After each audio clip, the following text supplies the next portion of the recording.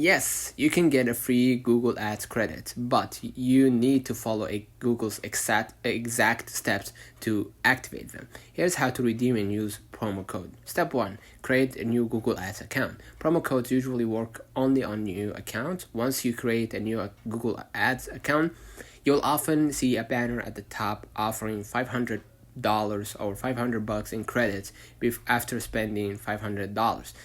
Step 2. Find a promo code if you have one.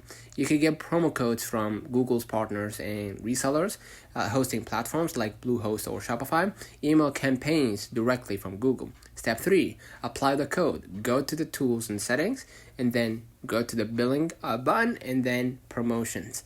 Click plus promotion code, okay, and paste your code and save. Step 4. Start running ads. You usually have to spend a certain amount of money, like $500 within 60-day window, right? Once you meet the spend, the credit automatically applies to your future charges. Note, credits do not reduce current spend.